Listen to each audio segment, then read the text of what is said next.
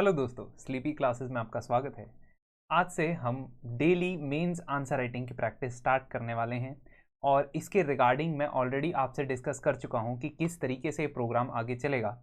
एक बार फिर मैं आपको बता दूं कि GS1, GS2, GS3, GS4 ये चारों सब्जेक्ट्स हम मंडे टू थर्सडे 12 PM आपके साथ लेके आएंगे और हर एक सब टॉपिक में से एक एक क्वेश्चन डिस्कस किया जाएगा। इस प्रोग्राम का पर्पस ये है कि आपकी डेली की प्रैक्टिस एटलीस्ट बेयर मिनिमम होती रहे, जिसमें आपको किसी एक पर्टिकुलर टॉपिक के रिलेटेड आंसर लिखने के बारे में जानकारी भी प्राप्त हो और आप उसे लिखें भी।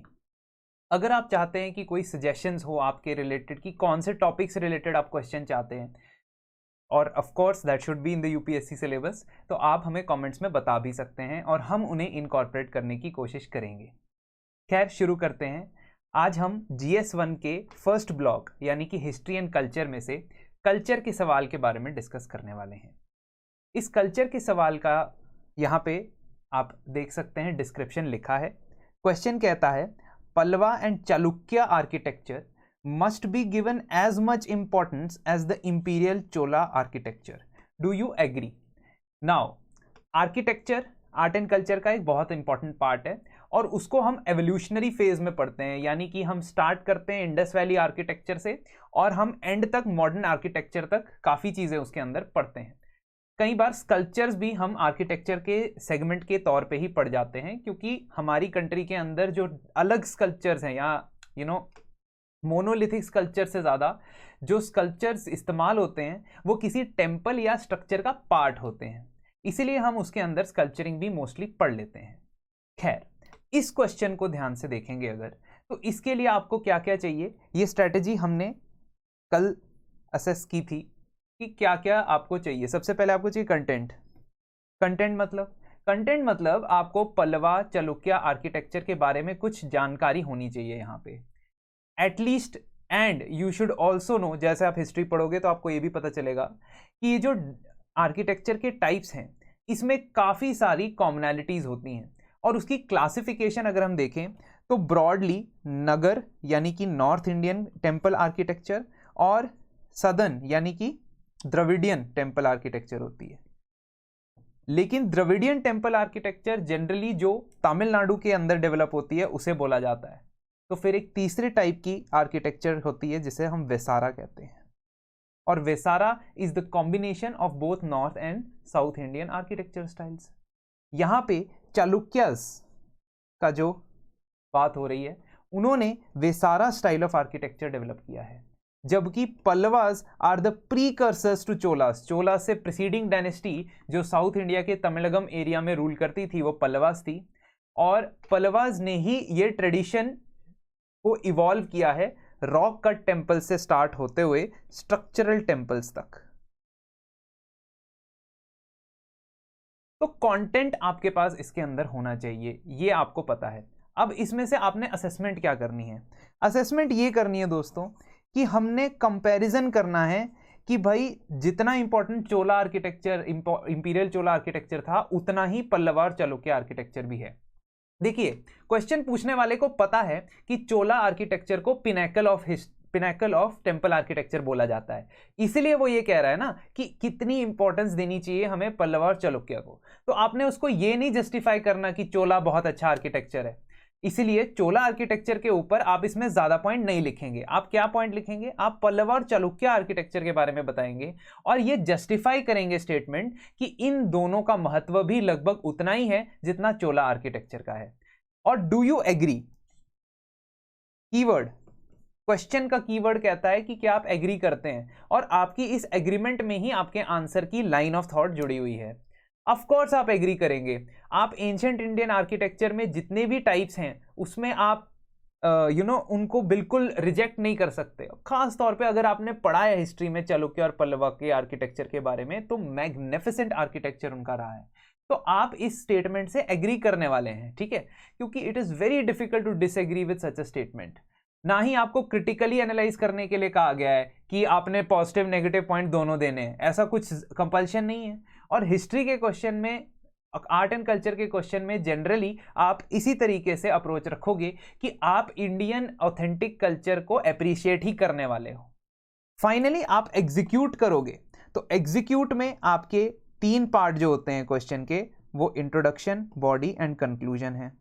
इंट्रोडक्शन में आप ओवरऑल इंडियन टेम्पल आर्किटेक्चर के बारे में स्टेटमेंट दे सकते हो कि ये एक एवोल्यूशनरी प्रोसेस रहा है।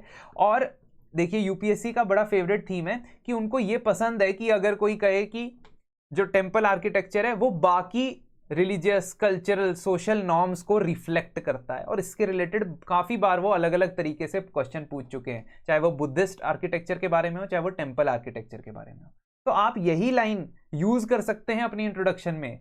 प्रीवियस ईयर क्वेश्चन में से जो स्टेटमेंट यूपीएससी देता है ना, उसको आप यूज कर सकते हो अपने क्वेश्चन की इंट्रोडक्शन में, और वो मैं आपको बताऊंगा कैसे। अब जब आप इसका स्ट्रक्चर लिखोगे तो आपको बताना है तीनों के बारे में। पहले आप चोला के बारे में बताओगे कि क्यों भाई इतना महान माना जाता है, और वो थोड़ा सा पार्ट होगा क्वेश्चन का, यानी 3 से 4 लाइनों के अंदर अंदर वो खत्म हो जाना चाहिए, मैक्सिमम 4 लाइनें, मैंने बहुत ज्यादा बोल दिया, ठीक है। फिर आप एक एक करके कंपैरेटिव, आप एक एक करके वो कैरेक्टरिस्टिक बताओगे जिसकी वजह से हम बहुत ज्यादा इंप्रेस्ड हैं चालुक्य से भी और पल्लवा से भी। तो वो दोनों एस्पेक्ट हम एक एक करके पॉइंट वाइज पढ़ेंगे, एंड फाइनली जब हमने कंक्लूड करना होगा तो हम डेफिनेटली कंक्लूड करेंगे कि उसका जो स्टेटस है पल्लव और चालुक्य आर्किटेक्चर का, वो चोलास के बराबर ही हम मानेंगे, ठीक है। तो इस तरीके से आप इस आंसर को डील करेंगे। चलिए सोल्यूशन को देखते हैं। सोल्यूशन में हमने टेम्पल आर्किटेक्चर के बारे में जनरली बता दिया। देखिए, टेम्पल बिल्डिंग प्रोसेस या आर्किटेक्चर जो है वो आर्ट्स, धर्म, बिलीफ, वैल्यूज, इन सब का सिंथेसिस रहा है। तो ये एक ऐसी स्टेटमेंट है जिससे आप किसी भी आर्किटेक्चर का क्वेश्चन को इंट्रोड्यूस करा सकते हो, अनटिल अनलेस बहुत स्पेसिफिकली आपसे नहीं पूछा है, ठीक है। और टेम्पल आर्किटेक्चर के क्वेश्चन को आप ऐसे इंट्रोड्यूस करा सकते हो, नॉट एन इशू, है ना। पल्लवास, चोलास और चालुक्यास, ये 3 डायनेस्टीज की बात हुई है। बहुत अच्छा होगा अगर आप इनका टाइम पीरियड लिख पाएं, अगर नहीं भी लिख पाए तो भी चलेगा, बिकॉज हिस्ट्री को नहीं, हमें कल्चर के पर्सपेक्टिव से बताना है। यहां जो ये चालुक्य 7 to 11th सेंचुरी है, इसके अंदर तीनों ब्रांचेस ऑफ चालुक्यास का मेंशन है, यानी आपके चालुक्यास ऑफ बादामी या वतापी, वेस्टर्न चालुक्यास और ईस्टर्न चालुक्यास। लेकिन जनरली जब हम टेम्पल आर्किटेक्चर की यहां बात करते हैं और हम उसको विसारा स्टाइल ऑफ आर्किटेक्चर कहते हैं, तो हम बात कर रहे होते हैं चालुक्यास ऑफ बादामी, जो अर्ली चालुक्यास थे, यानी कि 7th से 8th सेंचुरी के आसपास वाले, जो नॉर्दर्न कर्नाटका में रूल करते थे। अब इस का हमने नेक्स्ट पार्ट बोला था कि हम चोला आर्किटेक्चर के बारे में कुछ तो बताएंगे कि क्यों इतना महान माना जाता है उसको। तो हम 4-5 पॉइंट लिख देंगे उसके अंदर, 4-5 पॉइंट ऐसे कि आप ये बताओगे कि जो पिलास्टर्स होते हैं, प्लास्टर नहीं है यहाँ पे, पिलास्टर होते हैं वहां की टेम्पल की वॉल्स में, वो बहुत ही मैग्निफिसेंट है। कैसे होते हैं पिलास्टर? जैसे मान लो ये वॉल है और इस वॉल में से प्रोजेक्टेड स्कल्पचर्स हैं ऐसे ऐसे बाहर को निकले हुए। अगर आपने कभी भी टेम्पल आर्किटेक्चर देखा है चोलास का, तो या किसी भी चोला टेम्पल की आपने इमेजरी देखी है, तो बहुत अच्छी तरीके से ये स्कल्पचर्स प्रोजेक्शन में दिखते हैं। और ये टर्म्स जितने ज़्यादा आप यूज़ करोगे, जैसे ये मैंने पिलास्टर टर्म बताई, फिर मैं आगे जाके कुछ और स्पेसिफिक टर्म्स इस्तेमाल करूंगा, उसके लेके बहुत ज़्यादा इंपॉर्टेंस है, ठीक है। जनरल बातें तो सभी कर लेंगे, बट स्पेसिफिक आपको 3-4 टर्म्स याद करनी है यहाँ पे। गोपुरम्स की डेवलपमेंट की वजह से, because gopurams were the entry gateways, तो वो साउथ इंडियन आर्किटेक्चर का यूनिक फीचर है जो नॉर्थ इंडियन से उसको अलग बनाता है। देखिए कई बार क्या होता है ना, लोग टेम्पल आर्किटेक्चर का क्वेश्चन देखते हैं और वो साउथ और नॉर्थ इंडियन आर्किटेक्चर के बारे में ऐसे ही बिना पूछे बताना शुरू कर देते हैं। आपको कभी पसंद है कि अगर आपको बिना पूछे कोई advice they? Most of the people को नहीं पसंद है ना। अगर पसंद है कुछ परसेंटेज को, ठीक है, अच्छी बात है, बट आप एग्जामिनर के बारे में भी सोचो। वो आपसे कुछ जो सवाल पूछ रहा है, अगर आप उसका जवाब नहीं देके फालतू की एडवाइस उसको देते हो, फालतू की नॉलेज या ज्ञान उसको बांटते हो, तो वो आपको अप्रिशिएट नहीं करेगा। इससे तो बेहतर ये है कि आप कम लिखो, कम शब्दों में लिखो, लेकिन उतना ही लिखो जितना क्वेश्चन में रेलेवेंट है, ठीक है। But here what we are going to do, here we are not going to write about north और साउथ इंडियन आर्किटेक्चर, है ना। हमें पता है तो इसलिए लिख दिया है। कई बार ऐसा होता है कि हम ऐसी अप्रोच रखते हैं, उस अप्रोच से स्टार्टिंग में ही बचना है ना। We have to try to avoid. कहीं को एक आध क्वेश्चन में ऐसा करना पड़ भी सकता है, लेकिन मोस्ट ऑफ द क्वेश्चन में नहीं कर सकते। Now specially design mandaps. Mandaps क्या होता है? जो आपका गर्भागृह, यानी कि जो सेंट्रल आपका जहां पे डीटी रखा जाता है, उसको अप्रोच करने वाला जो हॉल होता है उसे मंडप कहते हैं। और ये बहुत अच्छे से पिलर्ड डिजाइन यहाँ पे देखे जाते हैं। टॉल विमान, विमान मतलब जिसको नॉर्थ इंडियन आर्किटेक्चर में जिस टावर को शिखर बोलते हैं उस पूरे स्ट्रक्चर को यहाँ पे विमान बोला जाता है। और इनकी हाइट बहुत ज़्यादा इंक्रीज हो गई थी चोलास के टाइम पे, बहुत मैसिव हो गए थे।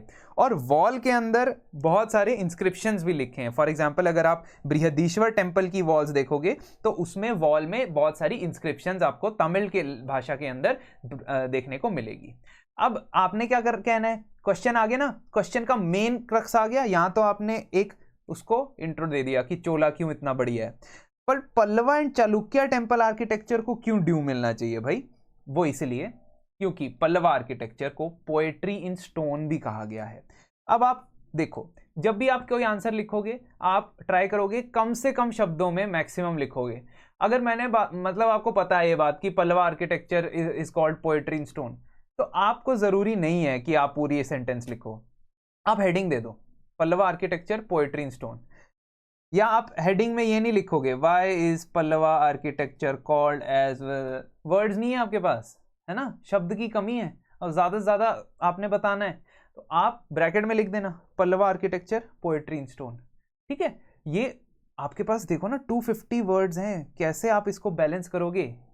ये जो मैं बता रहा हूं इसमें से भी आपको 40% चीजें हो सकता है ना याद आए वहां पे, but you have to restrict yourself strictly in the word limit but still cover all the aspect। ये नहीं है कि मैंने मैंने पल्लवास के बारे में आधे से ज्यादा पेज लिख दिया और चालुक्यास के बारे में मैंने थोड़ा सा लिख दिया, है ना। I can't do that, I have to manage this। ये मैं मैनेज करूंगा कैसे? प्रैक्टिस से। अब रॉक कट टेम्पल्स और स्ट्रक्चरल टेम्पल दोनों हमें पल्लवा आर्किटेक्चर के अंदर मिलते हैं। मंडकपट्टू में, पंचरथ पांडव टेम्पल में, ममलापुरम में हमें रॉक कट टेम्पल्स मिलते हैं, और स्ट्रक्चरल यानी कि सेपरेट स्ट्रक्चर के तौर पे हमें शोर टेम्पल एट कैलाशनाथ मिलता है। ठीक है, अब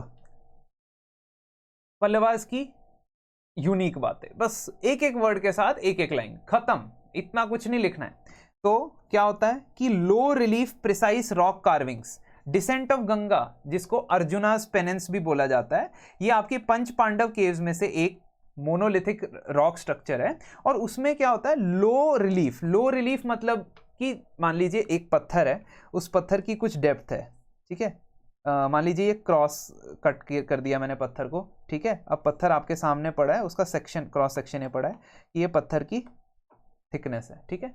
अब इस पत्थर की थिकनेस में अगर मैं बहुत ज़्यादा कटिंग कर दूं, कार्विंग कर दूं और स्कल्पचरिंग कर दूं तो दैट इज हाई रिलीफ। लेकिन अगर मैं इस पत्थर की थिकनेस में थोड़ी थोड़ी सी डेप्थ पे स्कल्पचरिंग करूं, मतलब इतनी डेप्थ पे, ठीक है, मान लीजिए ये 100 mm का थिकनेस है, मैं बस 5 mm तक कार्विंग करके इतने से एरिया में ही स्कल्पचरिंग कर दूं तो उसे लो रिलीफ कहते हैं। तो ये लो रिलीफ स्कल्पचर की टेक्निक बहुत ही एक्सटेंसिव, बहुत ही मुश्किल थी ग्रेनिटिक रॉक पे, जो बहुत ही ज़्यादा हार्ड होता है। पिलर्स, मैग्निफिसेंट पिलर होते थे मंडप्स में। बस आपने ये बताना है कि ये टेम्पल क्यों इतने महान माने जाने चाहिए। यली होता है लॉयन का एक सिंबल, लॉयन का एक motif that is used on the base of the pillar. फिर बाद में ये चोलाज ने भी इस्तेमाल किया। अब यहां पे आ गई वो बात कि जब चोला से कंपेयर करेंगे, चोलास भी अगर महान है तो वो इसलिए महान है क्योंकि उनको ऑलरेडी बेस प्रोवाइड कर दिया था पल्लवास ने, ठीक है। ऐसे यहां पे भी चोलास का जो टेम्पल्स का जो शिखर होता है, यानी कि जो टॉप मोस्ट पार्ट होता है, ठीक है, मान लो ये टावर है विमान और इसका टॉप मोस्ट पार्ट शिखर, ये शिखर के बेस पे जो डिजाइनिंग होती है वो भी वैसे ही होती है जैसे पल्लवा आर्किटेक्चर में। फिर आती है एक चीज जिससे हमें पता चलता है कि कल्चरल फ्लो कितना ज्यादा होता है। रिलीजन टू रिलीजन भी आर्किटेक्चरल कल्चर फ्लो हो रहा है। कुडू को गवक्ष भी बोला जाता है, नॉर्थ इंडिया में इसे गवक्ष बोला जाता है, यहां पे इसे कुडू बोला जाता है। कुडू इज कि जो ओपनिंग है, ओपनिंग आर्च है, उसके ऊपर आप डिजाइनिंग करते हो, ठीक है। मान लीजिए कोई ओपनिंग है विंडो की या डोर की, मैं तो बहुत गंदी ड्राइंग करता हूँ, ठीक है, पर आप अच्छी से भी बना सकते हो। इफ़ यू वांट आप इसमें डायग्राम भी बना सकते हो, बट बहुत छोटी छोटी, ठीक है। तो कुडू क्या होता है, मान लीजिए ये जो आर्च बनी हुई है ना, ओपनिंग, ये नीचे डोर है, आर्च है, इस पे जो डिजाइनिंग होती है दैट इज कॉल्ड कुडू। और ये बुद्धिस्ट चैत्य केव्स में देखा गया है। फॉर एग्जाम्पल आपने पढ़ा होगा बराबर केव्स के बारे में, और उन केव्स के अंदर ये देखा गया है। तो इसका मतलब क्या, कल्चरल एक्सचेंज भी हो रहा है। देखिए कितना प्यारा पॉइंट है। इससे आप ये भी बता सकते हो कि इंडिया की जो आर्किटेक्चर है वो कैसे डेवलप हुआ है अलग अलग कल्चर और रिलीजन से। फिर आता है गोपुरम। गोपुरम का ट्रेडिशन भी टू सम एक्सटेंट हम शोर टेम्पल में देखते हैं, ऑल्दो इतने अच्छे तरीके से वो डिस्टिंक्टली डिफाइंड नहीं है, बट शोर टेम्पल में काफ़ी सारे टेम्पल कॉम्प्लेक्स में काफ़ी सारे टेम्पल है और उसके लिए भी गेटवे बनाए गए थे। फिर आता है आखिरी फीनियल। फीनियल होता है जो चोलास के टेम्पल आर्किटेक्चर में भी देखा जाता है कि जो आप ये विमान है उसके नीचे जो बेस है वहाँ पे थोड़ी सी थिकंड ये रखी होती है, एक thick of some thickness of this stone is kept, that is called finial. ये भी चोलास के आर्किटेक्चर में दिखा है। तो पल्लवास ने तो बेस दिया है चोलास के आर्किटेक्चर को, तो उनको तो इंपॉर्टेंस देनी ही चाहिए। फिर आते हैं हम चालुक्यन आर्किटेक्चर पे, और चालुक्यन आर्किटेक्चर में हमारा एम्फेसिस ये रहेगा कि किस तरीके से नगर और द्रविडियम आर्किटेक्चर को ये के लिए एक ब्रिज की तरह काम करता है। और ऐसा नहीं है कि इन्होंने कोई चीज यहां से कॉपी की, कोई चीज वहां से कॉपी की, ये एक नेचुरल ब्रिज है। नेचुरल ब्रिज कैसे? जब भी टेम्पल आर्किटेक्चर का जो शुरुआत होती है वो जनरली सेंट्रल इंडिया में गुप्तास के टाइम से होती है। तो जब वो डेक्कन की तरफ आता है, ठीक है, डेक्कन की तरफ यानी डेक्कन इंडिया में नॉर्थ कर्नाटका महाराष्ट्र की तरफ आता है, वहां पे गुप्तास का भी इन्फ्लुएंस मिलेगा। फिर इससे पहले जो डायनेस्टी हुआ करती थी सातवाहना डायनेस्टी, वहां का भी इन्फ्लुएंस मिलेगा। फिर जो साउथ इंडिया की डायनेस्टीज होती थी पल्लवास, पांड्यास, चोलास, उनका भी इन्फ्लुएंस मिलेगा, क्योंकि ये ज्योग्राफिकल लोकेशन इन सभी इन्फ्लुएंसेस पे के बीच में पड़ती है। ठीक है, ये यहाँ पे है, ठीक है, यहाँ पे साउथ इंडियन है, यहाँ पे आपका सातवानास होते थे पहले, तो बुद्धिज्म को के बहुत सारी केव्स बनाते थे, यहाँ गुप्ताज हैं, तो इन सब का इन्फ्लुएंस आपको यहाँ पे आके मिलता है। बदामी के केव कॉम्प्लेक्स में आप देखोगे कि केव टेम्पल्स भी है, यानी चालुक्यास ऑफ बदामी, और स्ट्रक्चरल टेम्पल्स भी है, यहाँ पे भी वही सेम चीज। जैन टेम्पल्स भी हैं, हिंदू टेम्पल्स ही नहीं है सिर्फ, जैन टेम्पल्स भी हैं। ऑर्नामेंटेशन यानी decoration of the walls and pillars, वो बहुत ज्यादा इसमें बहुत अच्छी तरह देखी जा सकती है। नगर और द्रविडियन टावर्स, यानी जो शिखर, जिसको नगर में नॉर्थ इंडियन में शिखर कहते हैं, साउथ इंडियन में विमान कहते हैं, इन दोनों को अमलगमेट करके यहाँ पे इस्तेमाल किया जाता है।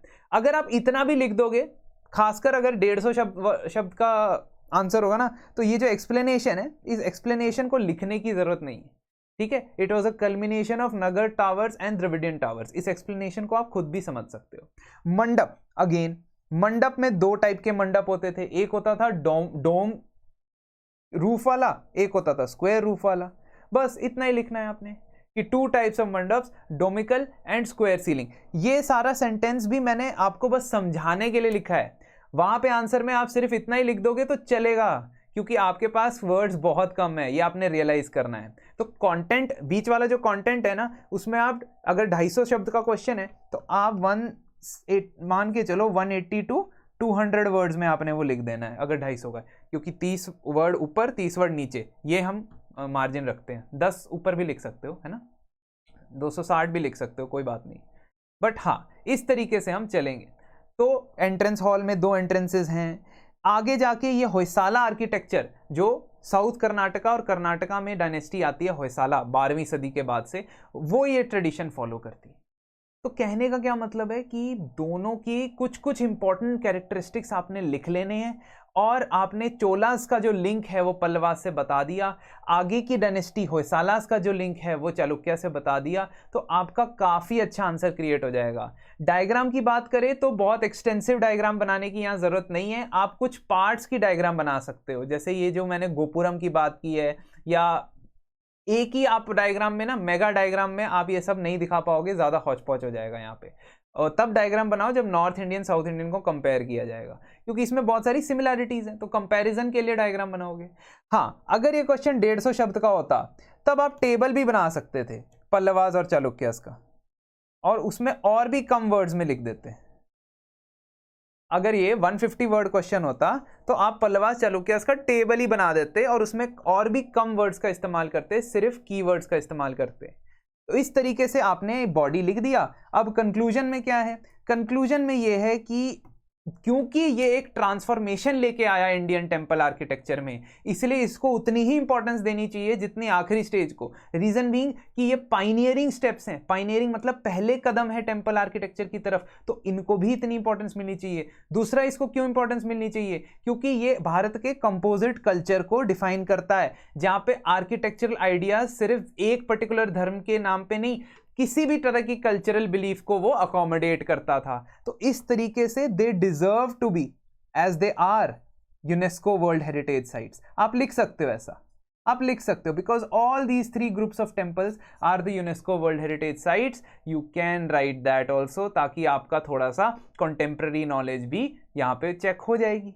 तो आपका ये आंसर इस तरीके से कंप्लीट हो जाएगा। दोस्तों इस तरीके से हम आगे और भी आंसर जो है डिस्कस करेंगे। आप मुझे सजेस्ट कर सकते हो, यू कैन सजेस्ट कौन से पर्टिकुलर टॉपिक्स पे आप क्वेश्चन डिस्कस करना चाहते हो। तो इस ऐसे आप सॉल्व करके दोनों अप्रोच 250 वर्ड्स 150 वर्ड्स, इसके लिए ये आंसर देख सकते हो। बहुत बहुत धन्यवाद।